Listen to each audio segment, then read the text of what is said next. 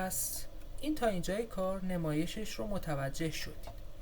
اما یه نکته دیگه هم بهتون قول دادم، اونم این بود که به اصطلاح حالا تمام این سینتکس هایی که ما اینجا زدیم برای پلات از اینجا تا اینجا فقط ما برای نمایش کد زدیم، یعنی به اصطلاح از خط 6 تا خط 33 خیلی طولانیه، به اصطلاح ممکنه فراموشمون بشه و مثلا این قسمت کالر، نمیدونم این قسمت لاین ویدث، اینا رو ممکنه فراموشمون بشه و چی کار بکنیم که اگه فراموشمون شد چطور اینا رو بتونیم ازش استفاده کنیم.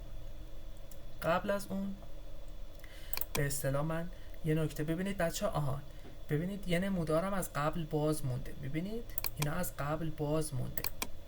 من قبلا یه چیز دیگه هم به شما گفتم، اینم بگم تا فراموشم نشده. چیزی بود تحت عنوان گفتم اینجا اضافه بکنید. اول گفتم کلیر رو بنویسید،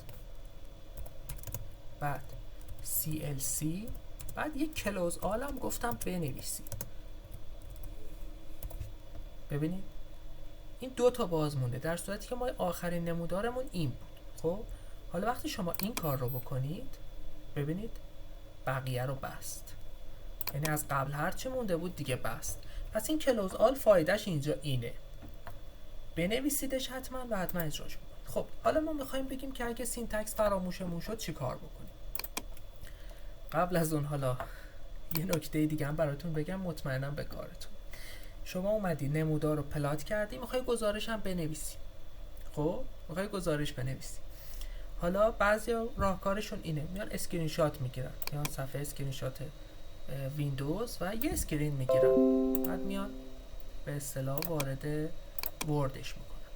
الان برای نمونه نشون بدم، کنترل V. ببینید بچه‌ها این اضافه شد. خب ولی یه عیبی داره، هرچی بزرگ میکنیم از دقتش کاسته میشه، چون عکس دیگه پیکسلاش هی واضح میشه، کیفیت کار میفته. خب ما میخوایم یه اتفاق نیفته دیگه، میخوایم یه چیز ترتمیز تحویل بدیم، یه گزارش حرفه‌ای. بیاید اینجا و اگه اشتباه نکنم قسمت ادیت بود، بله، کپی فیگور، ثبت میکنیم تا کپی بشه، بله کپی شد. حالا بیایم اینجا اضافهش بکنیم، پیست. ببینید بچه، حالا این اگر تا یک هفتم زوم بکنید بازم از کیفیتش کم نمیشه، چون این دیگه عکس نیست. حتی میتونید به اصطلاح قسمت‌های مختلفش رو سلکت بکنید، یعنی اگر ورد بلد باشید به اصطلاح آن گروپش بکنید.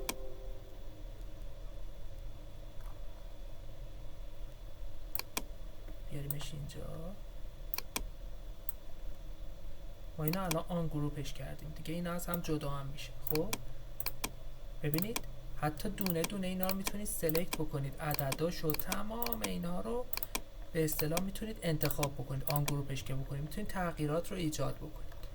خب پس این خاصیت رو هم داره، ولی خب چون آن گروپ میشه دیگه به املا و همه چی هم میتونه ایراد بگیره. پس معلومه من سینوس و کوسینوس املاش اشتباه نوشتم.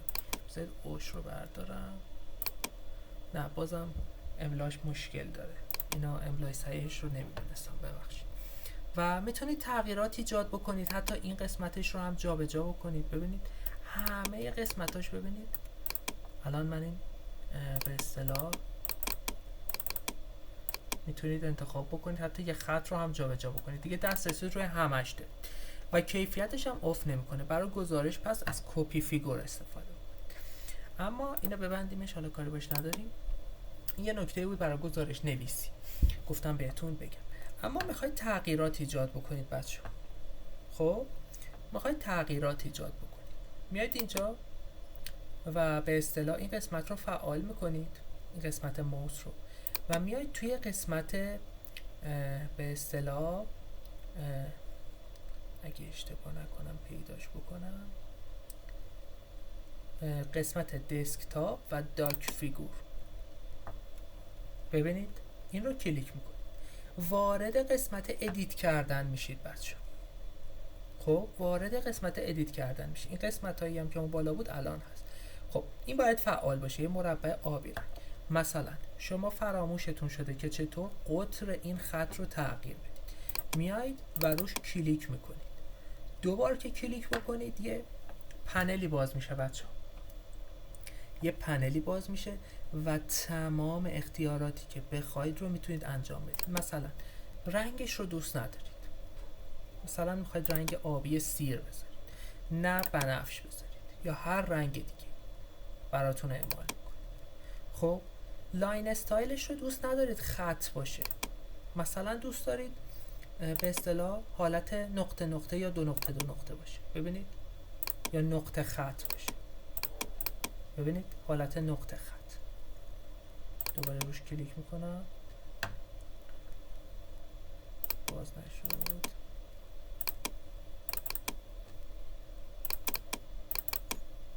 نکنه رفته اون پشت، داره رفته اون پشت. خب الان باز شد، ببینید میتونید تغییر بدید. حتی لاین ویدث مثلا میخواید بکنیدش 3، میگید 4 بزرگ، ببینید وقتی عدد رو اینجا وارد میکنید، مثلا یه عددی رو وارد میکنید، مثلا 2.5، اینتر رو که بزنید اعمال میشه، ببینید. یا حتی نقطه خط رو هم نمیخواید، هر تغییری بخواید میتونید انجام بدید، مثلا همون خط باشه، میتونید تغییر بدید. تمامی این تغییراتی که میتونید بدید رو اینجا بهتون دسترسی داده. حتی دیسپلی نیم، اسم رو هم میخواید تغییر بدید، خب دیسپلی نیم بخش لجند میخواید تغییرش بدید، اینجا بهتون دسترسی داده.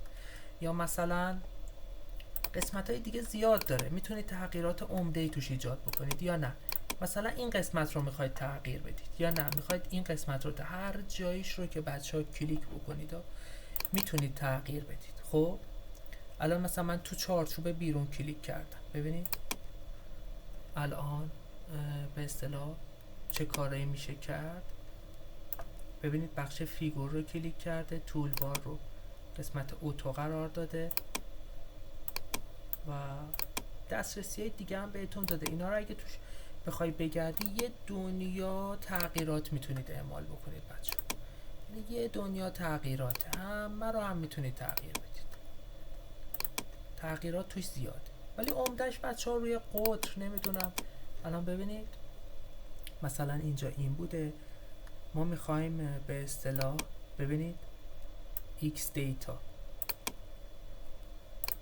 y دیتا، ببینید یه لحظه تا اسماش هم فکر میکنم میشد تغییر بدی اینجا، اگر پیداش بکنم خدمت تو عرض میکنم و حالا پیداش نکردم، اگر دیدم بهتون میگم. اینجا A تا Z هم میاد به ترتیب حروف الفبا ترتیب میده براتون، ولی خب این قسمت دیگه به اصطلاح سر راست تره. عدد رنگتون رو خودتون میتونید بدید، میتونید هم اینجا انتخاب بکنید، خیلی راحت. و به اصطلاح مارکر سایز، این مارکر سایزشه که مثلا چطور باشه، مثلا میخوایم 10 باشه، اعمال میشه که چطور باشه، اینم نان. مارکر سایز بچه ها این هستش که الان مثلا ما میخوایم این از حالت نان خارجش کنیم، وقتی که او بزنی حالا این بزرگ ما 1 بزنیم، به اصطلاح اینو نانش میکنیم، بزرگه بازم فکر میکنم، یا نه مثلا 2 باشه، حالا اینجا نمیشه نمایشش داد، یه حالت زنجیر طور میکنه، من نمیتونم متاسفانه اینو بزرگش بکنم، اینجا دسترسی نمیده، ولی به اصطلاح اینو میتونید نماد این چیز رو تغییر بدید، نمودارتون رو. اینجا چند مدل داره که حتی نقطه میتونید بگذارید، ببینید نقطه نقطه نقطه نقطه شد. خب اینا دیگه افکتاییه که میتونید بدید برای قشنگتر شدن، ببینید با نقطه هم اینجا نمایش میده. ولی خب ما اینجا همون قسمت نان رو قرار میدیم و اینجا همون به اصطلاح 2 نقطه رو. خب و میتونید تغییراتی بدید. خب حالا اومدید تغییرات رو دادید بچه و اون قسمتی که فراموشتون شده بود رو به اصطلاح اعمال کرد. اینو که ببندید دوباره برمیگرده سر همون خونه اول. خب به اصطلاح ولی ما میخوایم از این کد استفاده بکنیم تو کد اصلی. خب کدش رو چطوری ازش بگیریم؟ میایم کلیک راست میکنیم روی این قسمت و شو کد رو به اصطلاح ازش میخوایم. ببینید تمام این قسمتی که کدش لازم بود رو برای ما زد، از ساب پلات گرفته تا بقیهش. ببینید دیسپلی نیم رو بهمون گفته به اصطلاح ساب پلات رو گفته که مارکر سایزمون اندازش چقدر باشه، لاین ویدث قطرش چقدر باشه، لاین استایلمون چطوری باشه. لاین استایلمون که 2 نقطه‌ای بود، حتی رنگمون اومده به صورت یه ماتریس داده بهش، همه رو و به اصطلاح براتون ایجاد کرده لجند برای ساب پلات 1. به اصطلاح گفته شو نمایش بدید. مثل ما میتونید همونجوری از لجند استفاده بکنید و به اصطلاح میتونید هم از این دستور کد هم استفاده بکنید. تمام دستورات کد رو برای شما آورده که در حد یک یادآوری به نظرم فوق العاده است و همین کدی رو که برای شما هست میتونید اونجا هم استفاده بکنید. پس استفاده بکنید از این دستور کار. اگر فراموشتون شد، گاهن میشه بچه‌ها مثلا یه مدت کار نمی‌کنن با مطلب، سینتکسش فراموششون میشه. یکی از بهترین روش‌ها هستش که به اصطلاح تغییرات ایجاد بکنن داخل نمودارشون بدون اینکه بیان قطری اضافه بکنن و این حرفا، میان به اصطلاح دخالت میکنن تو مدلش و کدش رو میگیرن. اینجا تو قسمت شو کد رو که درخواست میکنن میان استفاده میکنن و هرچی یادشون رفته استفاده میکنن. خیلی راحت میکنه کار. حالا من میبندمش دیگه، لازمش نداریم. این قسمت هم میبندمش و نمودار اصلی ما مثل سابق حالا دیگه نخواستیم تغییرات رو توی کد اصلیمون اعمال بکنیم، کپی بکنیم تو کدمون، دیگه همینطوری هستش و به اصطلاح این پلات 2x2 بود. حالا شما میتونید از پلات هم استفاده نکنید. یک چیزی در مطلب هست تحت عنوان استم که اگر اینجا هم ببینید